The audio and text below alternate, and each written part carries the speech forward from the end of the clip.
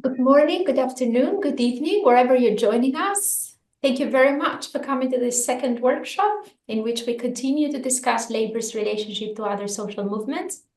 And today we're going to focus on labor's relationship to the racialized movements for racial justice. And as you have seen in the course, we have the example from the US, from the civil rights movement. And we are really, really happy to have with us today William Jones from the Department of History, University of Minnesota in the US. Thanks very much, Will, for joining us. And thanks for joining us so early in the morning there. I see the sun is not yet up, so much appreciated. Really, thank you. It's good to be here. Thanks for inviting me.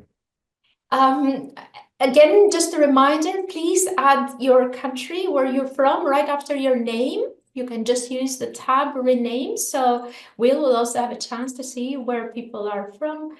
And Will, perhaps we start immediately with the first question, with actually a quote that you use at the beginning of your video lecture, which is a variation, I understand, of one of the powerful quotes used and very known of Martin Luther King. But in this case, the quote speaks to a dream of equality, of opportunity, of privilege and property widely distributed, a dream of land where men will not take necessities from the many to give luxuries to the few. A quote which encompasses first and foremost aspirations of a class project, it looks, that of equality. And we see echoes of this today in social activists such as Reverend Barber, praised for his efforts in building a broad-based fusion coalition as part of a moral movement to confront racial and economic inequality, but nowhere close to the overwhelming influence of Martin Luther King in that time. And then we have the Black Lives Matter movement and the fissures within the labor movement, which you speak in your video. So if you could perhaps take us to what is your thinking behind the role of identity politics in this trajectory of political messages from Martin Luther King to today's articulations? And perhaps where do you see hope, especially given the results of the elections in the US? So we're just trying to see where could be spaces for hope, even in such dark times. Thank you. Yeah, thank you, Edlira, and thank you for inviting me to be part of this. And thanks to all of you for tuning in. It's great to see you all. That the quote that I used is I really like to share that as much as I possibly can, in part because I think it resonates. I think people recognize it. Martin Luther King's "I Have a Dream" speech from the March on Washington is often, it's considered the most recognized piece of rhetoric from American history. So people around the world recognize it. Every school child in the United States knows this quote. I think another reason that I used the quote that I did is actually that it's not from the "I Have a Dream" speech, but it's from a speech that Martin Luther King gave 2 years earlier to the AFL-CIO. And if you compare the speeches, that actual line that Edlira pointed to, which is focused very much on a class project, is actually not in the 1963 speech. And the 1963 speech, I think a number of important things to remember about that speech. It was Martin Luther King was the last speaker at the March on Washington. And all of the other speeches were very specific. In fact, much of the press noted, the other speakers said exactly what the demands of the march were, why it was important to connect the movement against segregation and racial discrimination to a movement for economic justice. The march was a march for jobs and freedom, and it was very explicitly framed. It was actually organized by trade unionist A. Philip Randolph, who was the great Black trade unionist who initiated the march. It was organized by the Negro American Labor Council, which was a council of several thousand Black trade unionists across the United States.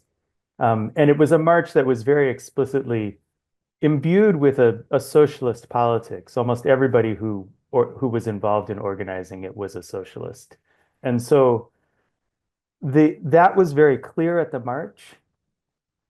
Martin Luther King, his speech was actually the least specific of the speeches, in part because he was last. By the time he came on stage, everybody knew what they were there for. And his job was really to uplift people and send them home sort of dedicated to the struggle.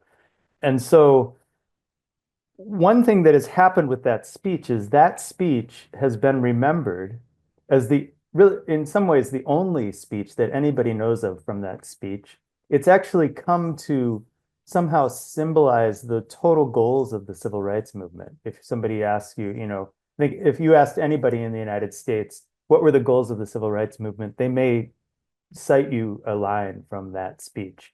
And I think what has happened is that we have lost sight of, because of that, we've lost sight of the tremendous connection between the labor movement and the civil rights movement that really made that event and framed the goals of the event. That I think you can see if you remember that Martin Luther King gave a similar speech 2 years earlier to the AFL-CIO, the largest federation of trade unionists. And in that speech, he very explicitly said, the only way that we are going to build a just society is through an alliance between the civil rights movement and the labor movement. And we need to build a movement that, makes these demands of equality for opportunity, of the redistribution of wealth, of providing people with the economic necessities that they need for a good life, as opposed to catering to the wealthy. So I think part of the problem is actually the way in which in popular culture and politics, this movement has been remembered. And I think the goals have been narrowed and isolated from other movements, other social movements. And importantly, I think we've forgotten the importance of this alliance between civil rights and labor for making the very movement that we're talking about. I guess I would identify the problem not so much as identity politics. I think all politics involve an identity, but the way in which that identity has been conceived and framed, and importantly, the alliances that are understood as part of that political identity. I think Martin Luther King, I think very clearly in that speech, makes an argument about identity politics. He frames this as a coalition between two movements, the labor movement, which he sort of frames in the speech as, dominated, predominantly white, but interracial in a way that actually, in some ways excluded Black people. And then what he called the Negro freedom movement, or the civil rights movement, that was a Black movement and focused primarily on racism. But the way in which he argued that those two had to be in coalition, and that it was the coalition that made them powerful, I think is an important thing that I think has often been lost in American politics since then. I think there's a number of reasons for that. Part of this is the demobilization of both the civil rights movement and the labor movement. We've seen since the 1960s a tremendous assault legally and politically on both movements. The labor movement has shrunk to a fraction of the size that it had in the 1960s. It represented roughly a third of the workforce. Now it represents less than 10% of the workforce. The civil rights movement has often focused on a sort of a representative politics and electoral politics, and shifted away from the kind of grassroots mobilization that I think was really essential to the movement in the 1940s and the 1950s and 1960s, and gave it its power, but also allowed it to include working people in a way that now it's largely an elite movement.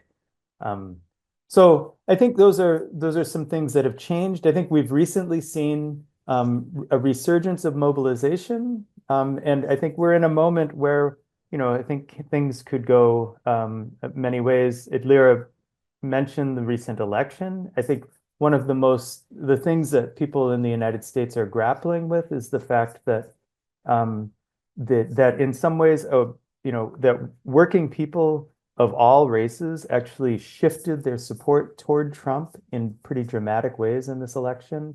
And I think people are trying to understand why that happened and how I think it's clear that it's going to be really devastating for our democracy and for the interest of working people over the next few years. But so people are trying to understand how that happened and how we can push back. So I would love to take questions and have a discussion if people want to have things they want to add. Yes, we open for discussion. Thanks so much for those initial remarks. So who would like to make a first question or comment? You can raise your hand or you can put the comment in the chat box.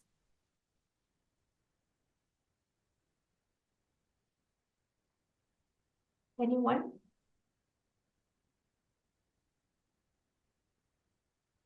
Okay. Well, I have a question. I'm Gifford. I live in the Bay Area, and I think the break, that kind of separation between the civil rights movement and the labor movement. Perhaps you could kind of correct me if I'm wrong, but ruptured around things like Black Power. And interestingly enough, the Brotherhood of Sleeping Car Porters had a strong base in places like Oakland, California, where also the Black Panthers rose up. Many of them were sons and grandsons of railroad workers. And also kind of across fertilization, some of them were longshore workers and had this kind of more or less international perspective. But could you comment on how that fracturing of that alliance between labor and the civil rights movement, if there was any, you probably are more familiar with the debates that affected the Black Power and the question of nonviolence and things like that. Could you comment on that? Yeah, thanks. That's a great question. And I actually will connect it with trying to answer the question in the chat from Isis from Peru. Because I think they're actually important, they're connected in important ways. So the question in the chat is, why did this AFL-CIO not support the March on Washington? And I think if we go back to the moment that I begin the essay with is actually, before the March on Washington. It's 1961, and Martin Luther King is speaking to the Executive Council of the AFL-CIO. And the principal reason that he's there, he actually does not have a very strong connection to the labor movement at the time, but many of his mentors do, and they're very deeply connected to the labor movement. Most importantly, A. Philip Randolph, who is the director of the Brotherhood of Sleeping Car Porters, is the most prominent Black trade unionist in the United States in the 20th century. He's also, up until the late 20th century, seen as what Martin Luther King called him the dean of civil rights. He's the most prominent civil rights leader, the most prominent Black leader in the United States. And he had, just before Martin Luther King spoke, he had been censured by the AFL-CIO for criticizing the AFL-CIO for not expelling unions that were discriminatory and were excluding African Americans. So the fracture begins there, right? The fracture is initiated by the AFL-CIO. They are contemplating expelling A. Philip Randolph from the labor movement because he has criticized them for racism. And Martin Luther King is, in a sense, going there as a diplomat to try to heal some of these fissures, in part because he and A. Philip Randolph recognize that despite that affront, the civil rights movement needs the labor movement, that the labor movement is much more powerful. And particularly if they're trying to pass legislation at the federal level, they need the support of the AFL-CIO. So the reason that the AFL-CIO doesn't support the March on Washington is in large part because they don't accept that criticism and they think that they're doing just fine. But they're actually, I think, embarrassed by the march. Philip Foner, who's a historian, a left-wing historian, he at the time notes that the March on Washington is probably the largest march of union members in US history. And the AFL-CIO wasn't even there, right? So it's an embarrassment to them. And they actually shift and they come on board and they really put their legislative lobbying power behind passing the Civil Rights Act, passing a part of the Civil Rights Act that prohibits employment discrimination. And this is a tremendously effective and very important moment. So I think it's important to remember that there is this long-standing fissure. And what happens, I think, in the late 1960s with the Black Power movement is a sort of an assertion that this fissure is so long-standing, it's not really worth trying to overcome. And it's a frustration, I think, with if we call it, the identity politics of white working people who are refusing to enter into this coalition that is being extended by the civil rights movement. So I think it's a politics of a sort of a resignation that in some ways does actually end up, furthering the deepening the fissure. But I think it's important to remember where that comes from. I think that there was also the response in some ways to that resignation from many people, and I think that this includes the Black Panthers, was not so much a resignation to a complete sort of lack of coalition, but actually to a more sort of a deeper coalition politics. So the Black Panthers repeatedly argued that Black people and white people needed to ally, that the Black movement needed to ally with white movements that were that were open to them. It was the Black Panthers who first used the term a rainbow coalition that Jesse Jackson would later use, that this idea that it needed to be, a multiracial coalition. But I think the difference was that it was, that the interests of Black people were fundamentally distinct from other groups, and they needed to come together, with a recognition of that distinction. And I do think that made it, it made it challenging to build a broader sort of a multiracial movement. Could I ask a really quick follow-up? Yeah. Was Walter Reuther and the United Auto Workers, wasn't he involved in the 1963 March on Washington? So there was one faction of labor, but not the AFL-CIO from on high, right? Yes, that's right. And Walter Reuther was the director of the industrial wing of the labor movement, which was the old CIO.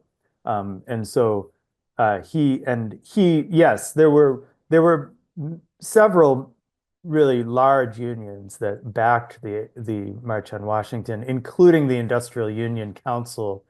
They backed it financially. The United Auto Workers, which was Reuther's union, backed it. The United Packing House Workers Union, which was a predominantly white union, but within several cities, predominantly Chicago, it was Black-led. The Garment Workers Union, all of these unions, again, they were left-wing industrial unions that had significant Black membership, and they backed the March on Washington in important ways. Walter Reuther was one of the main speakers at the march, and he was one of the people on the podium. So yes, that's an important part, and I think it was the AFL-CIO had just merged in 1955 between the industrial wing, which was the CIO, which was more left-wing, was much more multiracial and more militant, and then the AFL, the American Federation of Labor, which was actually significantly larger than the CIO, but more conservative, both racially and politically. Thanks very much. And Gifford, of course, you can come back if there is any follow-up question. Nico, go ahead, please. Can you hear me well? Yes. Sorry, because as you can see from the sign above, I'm in a public cafeteria in rainy Buenos Aires. Well, thank you for a very, very interesting video lecture, and this is something we've been discussing along the course and previously many of our Can colleagues you here. please, Nico, can you please keep the microphone a bit closer? Yeah, sorry. Maybe this time. Otherwise, I can type. But my question is related to experiences. I mean, we've been talking about the issue of how race and class dialogue and intersect, etc. And there are experiences in different countries that illuminates how we can actually address both levels, or I would say three levels: gender, class, and race. But for the case of Argentina, at least, I always point out, I've been very much working on this. Issues of race have never reached really a meaningful dimension. So the tool some unionists, including myself and also some other activists, the tool to include racial debates have been identity politics. But we've been dealing with identity politics in a very liberal fashion. I mean, as identity politics had to wash themselves in order to be included into the current agenda. So my question is, from a historical perspective, do you think intersectionality as a practice was meaningful, or are there good examples of articulating an intersectional action, even before it was called that way? An action that included racial and class debates without washing them from its revolutionary aspiration, or so to say. Because in my understanding, what happened with identity politics is that as such, they had to go through the process of adjusting their demands in order to be included. And while adjusting those demands, the very essence of the deep critique was lost. And this probably explains what happened in the last elections in the US, but also illuminates the limits of other movements in other countries like Argentina.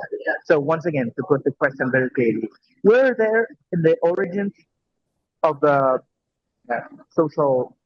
the movements of social rights, were there successful experiences of articulation? I hope the question is clear. Thank you very much. Yeah, thank you. That's a great question. I actually, I encourage people to, it's a little bit hard. You have to look around a little bit but to try to find, actually, I could share a link to it to A. Philip Randolph's speech to the 1963 March on Washington. It's a tremendous speech. He was not a very good speaker, so it's not sort of captivating in the way that Martin Luther King's speech is, but the words of it, I think, are incredibly powerful. And one thing that he does there is he says, this is a movement to assert that the value of the human personality takes precedence over the value of private property. And what he's doing is he's criticizing an argument that was being made at the time that laws prohibiting racial discrimination in property rights were going to violate people's property rights. So if I own a home, I should be able to say who I can rent that home to or sell that home to, and it's my right as a property owner. And so he's saying, property rights are fine, but they take second place to the dignity of the human personality, is the word he uses. And he says, this is a movement for that, and Black people are at the head of the movement because Black people have been enslaved. And in being enslaved, we have been transformed from human personalities into private property. So what he's doing is saying that the history of, the history of Black people in the United States is at the center of what is the goal of the movement in the 1960s, a transformation. He calls it a revolution, right? But he's very clear to say that experience makes Black people particularly interested in that revolution, but it doesn't make it their revolution, right? It's a revolution that everyone has an interest in. And I think that's a powerful way of sort of saying this, it's an element of a identity politics, but it's one that is tremendously expansive, right? It's saying this is just why we're leading this movement, but we don't, we are not the end goal of the movement. The end goal is to transform society in a way that will benefit everyone, particularly people who work for a living. And he's very clear of that in that speech. So I think that there's a way of sort of framing, maybe that's not an identity politics, but it's an assertion of a politics that's very expansive, and I think very powerful. I've written in other places about the ways in which the demand for employment rights in the March on Washington opened up a debate around gender equality that also actually meant that Black women were really critical in organizing the movement, and also excluded from leadership of the movement, and it sparked a feminist response to that, that really focused around what the importance of women's access to jobs was at a time when the assumption on the part of both labor leaders and civil rights leaders was that that men needed jobs primarily, and that was the goal. So there's I think an intersectional, a really complex intersectional politics that come out of that. Thanks very much. I see there is a question from Bill, and then we come to you, Ian. Bill, do you want to just make the question? I mean, you are here in the room. If the internet works, you can just read the question yourself. Okay, let me just read it. Prof. Jones, in the video lecture, you mentioned something about the Vietnam War in the 70s being one of the reasons why these two movements fell out. I don't know. What were they disagreeing on, and what was the driving logic between that disagreement? Yeah, thank you. I mean, it's important to remember that this is in the depths of the Cold War, and the American labor movement played a very powerful role in the Cold War. I think in many respects, in the 1940s and 1950s, the labor movement was one of the primary forces pushing for a sort of confrontational politics between the United States and the Soviet Union. This was not always the case. There was at a moment in the 1940s, particularly the industrial union part of the labor movement, the CIO, pushed for a cooperation between the United States and the Soviet Union, was very much opposed to a confrontational sort of international politics. But they were largely pushed out of the labor movement, people who were making that argument. And those who won that struggle within the labor movement and came to the leadership of the AFL-CIO were those who felt that the United States needed to take a very aggressive stance in fighting communism, whether it was within the United States or in other parts of the world. And they continued to see the struggle in Southeast Asia on similar terms. So they saw the Vietnam struggle as one that was, similar to the sort of partisan struggles in Europe in the 1940s and 1950s, in Latin America. They supported a very aggressive foreign policy to fight communism. And this was something that there was dissent within the labor movement. There was also dissent within the civil rights movement over this position very early on. In part, this had to do with the fact that all of the civil rights leaders were targeted by anti-communists in the United States. So Martin Luther King himself was targeted by the intelligence agencies. His phone was tapped. He was really harassed And so he became very skeptical of this Cold War politics. And um, and he would eventually, take a very strong position against the war in Vietnam. Um, Another complicating factor to this for both movements was that the war in Vietnam was being uh, was being led by the Johnson administration. Lyndon Johnson was a strong ally of the civil rights movement and of the labor movement. And so there was a part of a question. So that was actually one reason why Martin Luther King did not actually speak out against the Vietnam War movement. I'm sorry, against the Vietnam War until late in the 1960s. He didn't say anything publicly until 1967, in part out of a feeling that he didn't want to criticize an administration that had done so much for the civil rights movement.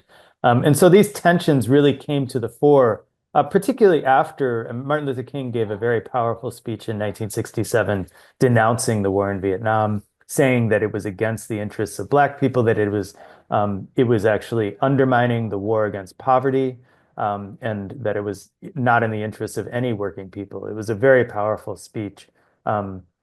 But this actually led to both people in the labor movement and the civil rights movement really vehemently denouncing him, charging that he was a civil rights leader, he shouldn't get involved in foreign policy. So that was some of the nature of these divisions. It became a very fractious debate. Thanks a lot. Ian, go ahead. Good morning. I think Bill's question answers a bit of it. I was trying to figure out what caused like Randolph to actually move away from basically focusing on Black workers' issues to embrace a broader social movement for the march in Washington, given the fact that from my previous readings, he didn't really want to have the Brotherhood being associated as being hijacked by, white socialist communists. Yeah, interesting. I mean, I think that he is somebody who had a vision of a sort of an interracial politics very early on in his life. He was an activist in the socialist movement before he was a labor leader. He became active in New York as a very young man. He ran for office on the socialist ticket. And he was actually, he was very critical of people like Marcus Garvey. He felt that, Garvey was sort of too focused on a sort of Black nationalist politics. When he became, but he also, I think, when he organized, he was actually asked by the Brotherhood of Sleeping Car Porters to be their leader and their spokesperson because he was a very powerful speaker and writer.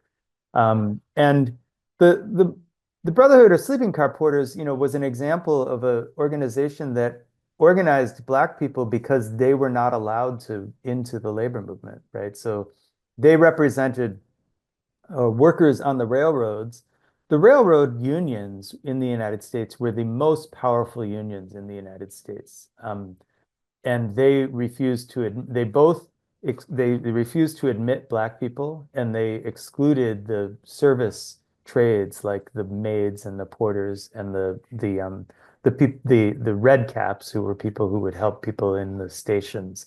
And so in part, Randolph organized a Black union because the Black people had been excluded from the larger labor movement. And that was so his argument was that we don't need to accept that exclusion. We can organize ourselves. And that was a very powerful response. Eventually, he forced the companies to negotiate. He forced the federal government to recognize the union. And he forced the AFL to recognize the union. And so I think his politics from the beginning were one of sort of not accepting the exclusion and organizing separately when necessary. I don't think that he was opposed to white alliances. I think he maintained very strong alliances, particularly through the Socialist Party and the International Socialist Movement, that that with with activists and radicals of all stripes. But I think his position was that if Black people were going to be excluded, they needed to organize on their own, and then challenge that exclusion, use that as a position. Does that answer your question? Yeah. Thanks. Ian, of course, you can come back. There are a couple of other questions in the chat box. One is from Bello from Nigeria. I don't know whether, Comrade, you want to do the question. How could we address racial inequalities within labor movement today? Perhaps also racism within the labor movement. And we have also one of the comrades from Russia, where somehow it's echoing the same developments, the way how activists are actually being attacked in Russia, very similar to the situation in the US. If you want to speak to both questions, Will. Yeah. I mean, I think that the question of racial inequality, I think, in part is a matter of recognizing how dire a problem that is, right? And so it's and this is something that I think has always is I think any organization, any movement is resistant to criticism, and that I think another reason why I focus on that moment in the early 1960s when the AFL-CIO is expelling and punishing Black leaders who are saying you're excluding us, right? And so just the question of sort of recognizing that it is a problem is seen as an attack and an affront to the broader movement. I think what it took in this case, and I think is often the case, is that people like A. Philip Randolph, who said, this is our movement. We're not going to accept that. So we're not going to walk away from this, right? He said we can organize separately and gain power in our own communities that will allow us to challenge it. But the labor movement, and I think he repeatedly asserted that the labor movement is an interracial movement, one in which Black people are central to. And if the white leadership of the labor movement doesn't recognize that, that's their problem, right? And we need to help them change their minds. But it's not a sort of he never sort of resigned to this. And I think that's actually one of his criticism of Garvey, was that the Garvey movement was sort of accepting that, saying, we're never going to change people's minds. We're never going to be able to assert a place for Black people within the United States. So we should, form our separate countries. We should form our own institutions. And I think that's a position that has always been very powerful within Black politics in the United States. And I think we should recognize that it's a reasonable response to, living in a country that has never really taken our interests seriously. So that, but it's the unreasonable position is the one that Randolph is taking consistently. I think it is unreasonable, but it actually is one that I think can lead to a more promising resolution. In terms of the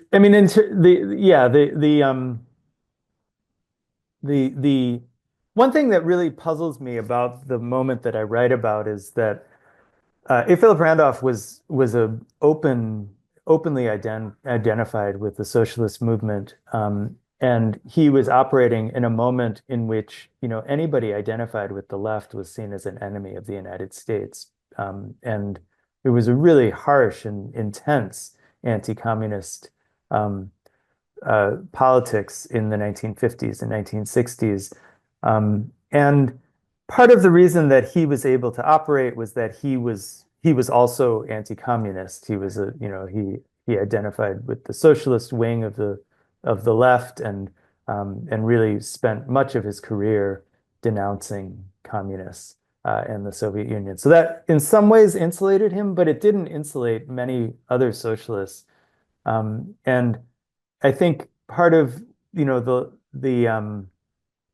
and so I think there's an interesting question as to why he's able to operate Part of it, I think, is that he was part of a very powerful movement, and it was one that was very well organized and had connections to people who had tremendous power. I think, in part, that connection to the labor movement, again, in the 1960s, at the peak of its power, I think it was a movement that itself was deeply anti-communist, but and also in many respects not supportive of A. Philip Randolph, but having that connection to the labor movement allowed him to operate in ways that that were surprising at the time, because it was a moment that I think in which you see in a similar situation to which Sergei is described in Russia, where any dissent, particularly on the labor movement, is seen as un-American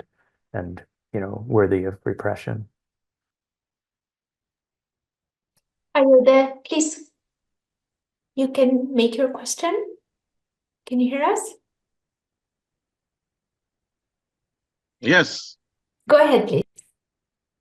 Okay. My question is, during this struggle and the Black people in America, what are the role of feminists? Mm-hmm. Yeah, that's a great question. And the civil rights movement from throughout its period was perhaps the most effective organizers for civil rights were Black feminists, and they one of they were the Negro American Labor Council, or I'm sorry, the National Council of Negro Women was the largest Black organization in the United States. They had roughly 800,000 members, and they had connections in every city in the country, to churches, to trade unions, to civil rights organizations. And it was really they who allowed the March on Washington movement, the civil rights movement, to mobilize in the way that it did.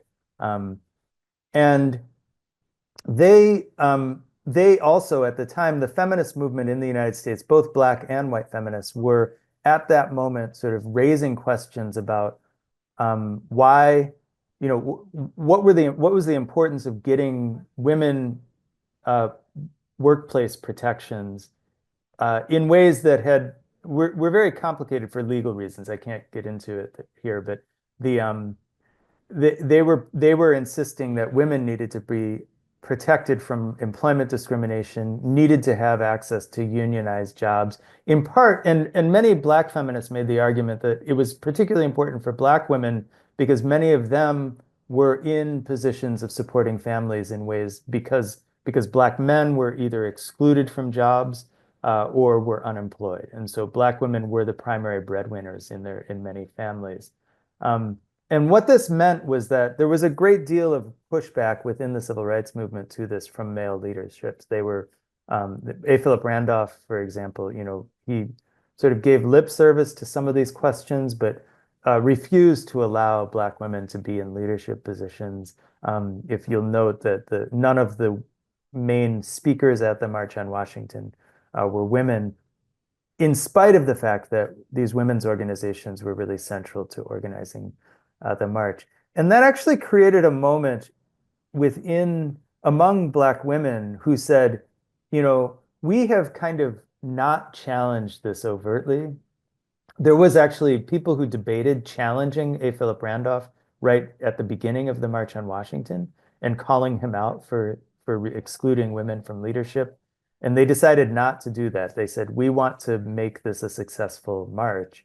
But after the march, they took a very strong position that women needed to be included. It was this movement that pushed.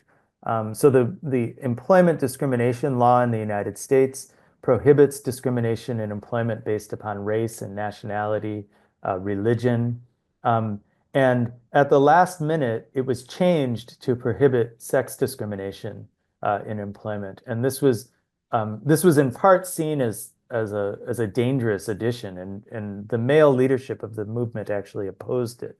But women within the movement pushed to keep this and push it through. And it actually is a tremendously important part of our civil rights law, that law prohibits gender discrimination as well as racial discrimination.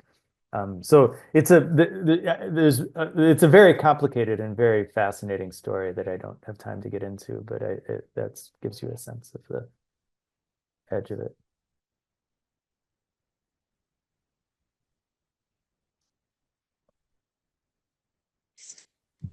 You're muted, Lira. Edlira, you have your mute on.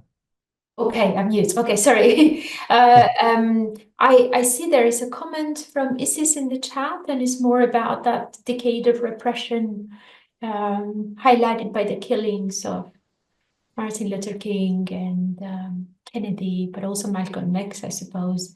But Gifford, did you have your hand up, or did I misunderstood that? You misunderstood it, but could I add to Isis's question?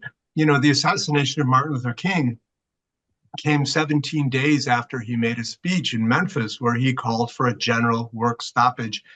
And my conspiracy theory is, like Malcolm X, I think the people in power in the state and other factions didn't saw him as a threat. And I think, you know, that's a conspiracy theory, but Martin Luther King had really politically evolved and was calling for a general strike. And, you know, I think perhaps led to his assassination. I don't know.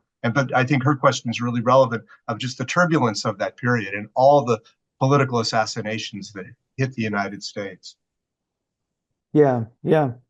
I mean, I think you're right. I think, you know, I think if at the moment that he was assassinated, we know that the FBI was following him very closely. So it's actually very difficult to imagine that they wouldn't have known that he was going to be assassinated. So whether they did it or not, you know, I think they could have prevented it. And I think there was a pattern that we saw throughout the movement, throughout the 1960s, that that political violence against civil rights leaders, the law enforcement either did not do anything about it or they facilitated it and aided it. And this was a constant complaint among civil rights leaders that they were not being protected from an increasingly violent backlash.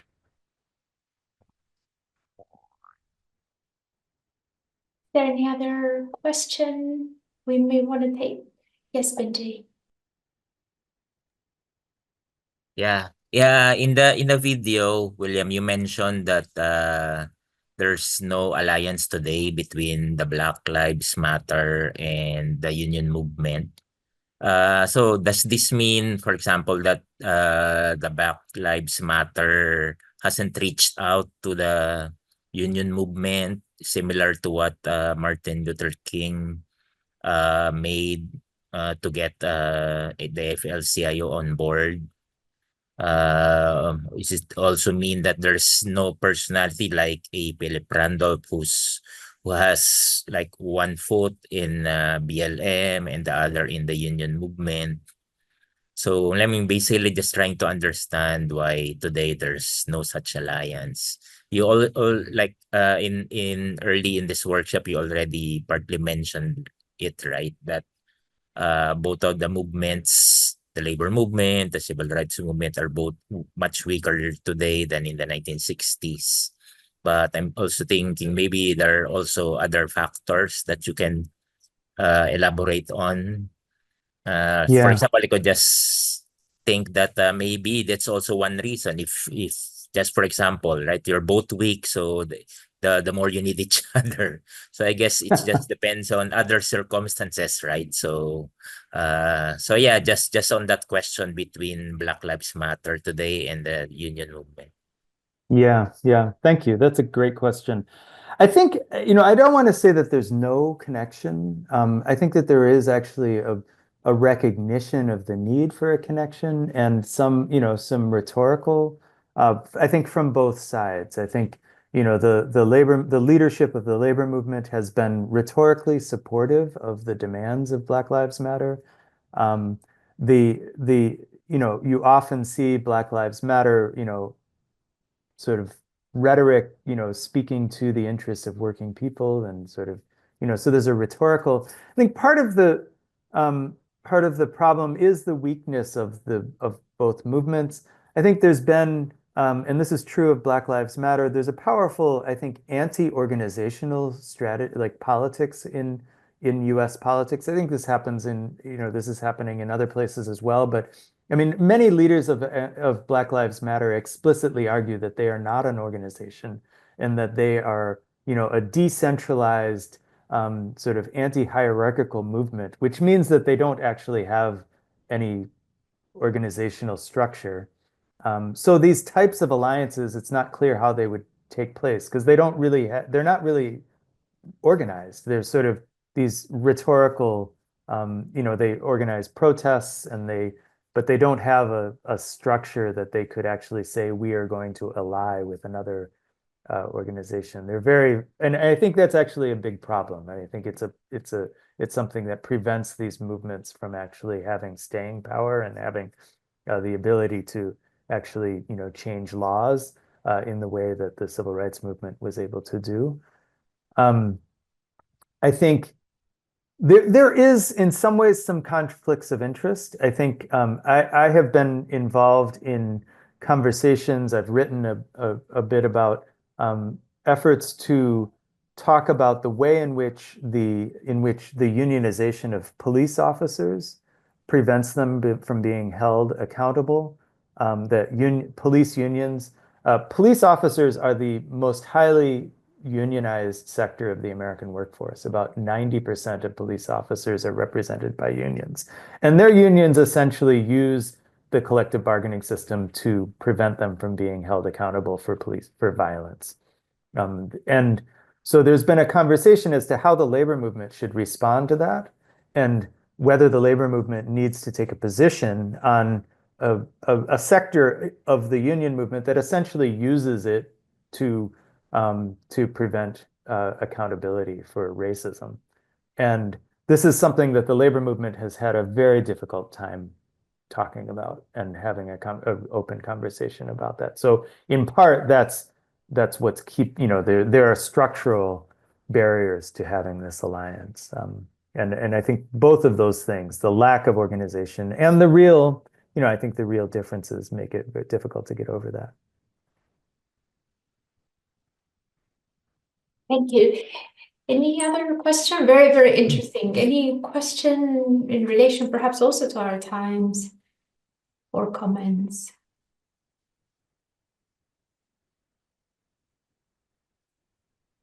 But perhaps since there is a pause there, I think the point you're making is also very, very interesting, Will, in terms of this almost anti-horizontal structures, leaderless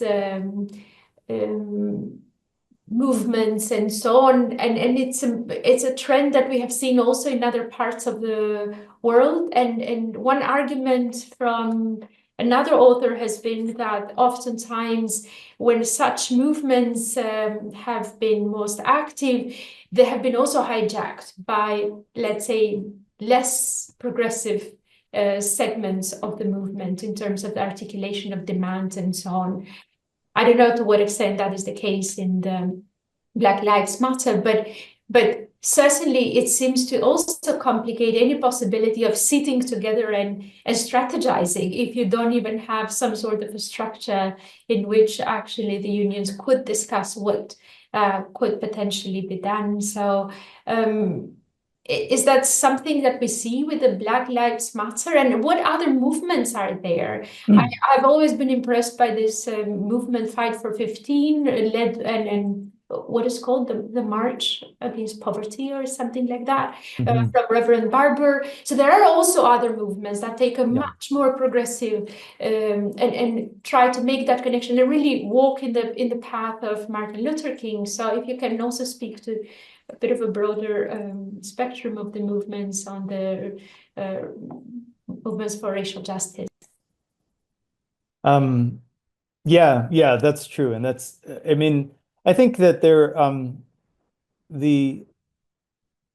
problem of having, this sort of decentralized, sort of leaderless movement, there was a question in is it sustainable in the long run? I don't think it's sustainable. I think any social movement needs to have an organizational structure. It also means that it's unaccountable, right? Because you can't, you don't know who you're going to speak to, and that, you know, that means that if somebody does something wrong, there's nobody, you don't know who to speak to. But it also means, yes, you cannot sit down and talk about differences and work out differences. It's not clear who you'd speak to. And so there isn't, I think it's inherently anti-democratic, right? There isn't a structure for resolving disputes. I think this was true not just of Black Lives Matter. This was true of the Occupy movement, which I think was similarly organized, but really focused on economic justice. I think out of that has come more substantive organizational structure, more structured movements. I think you're right about the Fight for 15. I think the Fight for 15 is actually very closely connected to the union movement, and so and in some ways it came out of, I think, the realization with that there was a need for a more organized and more structured effort to organize that. I think the Poor People's Movement, Reverend Barber's movement, I think it does have it's very focused on him as a leader, but it has, I think, in certain parts of the country built, organized chapters, and it has a sort of a structure of a movement that is very, could potentially, I think, go in that direction. But I think that, the central thing that in the book that I wrote on the March on Washington, the central point that I tried to make was that this was a movement that was initiated in the 1940s and built over a period of 20 years. And it was built by people who recognized the need to build organizations in which working people had leadership and could, sort of identify the problems and then bring them into a national movement. And I think that structure that was built up so part of my point about the March on Washington is that it's not really the story, it's the end of the story, but the story is, how did they get there, right? And what did it take over 20 years of organizing? And I think understanding that is really critical and often overlooked today. I think people look to protests as as the movements, and protests are really the end of the story, right? It's what happens before them and gets people to them. I think, there's Nicholas has a follow-up question in the chat that I think there are really great examples of intersectionality among unions in the United States. And these are, the union movement in the United States looks very different now than it did in the 1960s. Many of the most prominent leaders of the union movement, including the president of the AFL-CIO, is a woman. And I think inside the movement there's been a lot of change. There are unions within the labor movement, many of them who really take seriously these questions and are working around them in important ways. The SEIU, the Service Employees International Union, I think is one of those. They tend to be the unions in which women and people of color are really central to the workforce. But I think we've seen this in the industrial unions as well. The United Auto Workers is one of these that I think is really taken seriously, these alliances. And I think we're in a moment of, in spite of the election, there's still possibility. Yeah, it's going to be interesting to see what's going to come up out of this wave of repression that is expected to come under Trump. Ian, you can go ahead with the last question and we need to wrap up. Just a quick question. Do you see any linkages between the March on Washington as well as the genesis of affirmative action to where we are now, where the Supreme Court is basically saying that the whole process of affirmative action in itself discriminatory? I'd like to hear your views on that. Yeah, I mean the basis of affirmative action, the idea that it, you know, that employers have a responsibility to ensure that to sort of go to take affirmative action to ensure that they are not being discriminatory, comes out exactly, you know, directly out of this push, largely within, you know, within among Black trade unionists to push for these provisions within the focal point was in the 1960s was in the building trades unions which were really notoriously discriminatory. So there's a direct connection. I think the part of the issue is that the issue of affirmative action has been almost completely associated in the American imagination with college admissions. And so it's seen as this sort of elite entry, you know, movement for entry into the elite, which is I think a distortion of the actual history of the term and the effort. But what that's allowed people the backlash to do is you know, portray this as something that only wealthy people really you know, care about and are concerned with. And that has fed, I think, what, you know, in a lot of ways in US politics, the sort of success of the right is, you know, determining, you know, sort of trying to portray an inclusionary politics as something that doesn't really affect working people.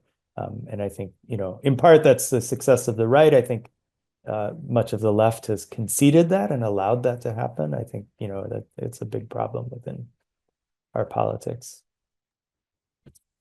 Well, thanks very much. We really need to wrap up. This has been really, really interesting. Thanks so much, Will, and also inspiring, because we understand there are these waves of organizing of workers and pushing, and then they somehow take all sorts of articulations, such as the civil rights movement. We had earlier in the course a discussion on the meat packers and how important was the Black workers organizing and women workers in the meat packing industry much earlier, and that could have contributed, I suppose, to the emergence of the civil rights movement and this demand for connecting the movements. So things are also starting to kind of tie up as we go through the different chapters, but this has been really interesting. We wish our comrades in the US lots of luck with the incoming administration, and hopefully important lessons to be learned from the past in terms of going forward. And we are meeting with all of you on Thursday for the last workshop for this week, and then we continue next week. Thanks very much again. Thanks, Will, for your time, and thanks, everyone. Thanks, Will.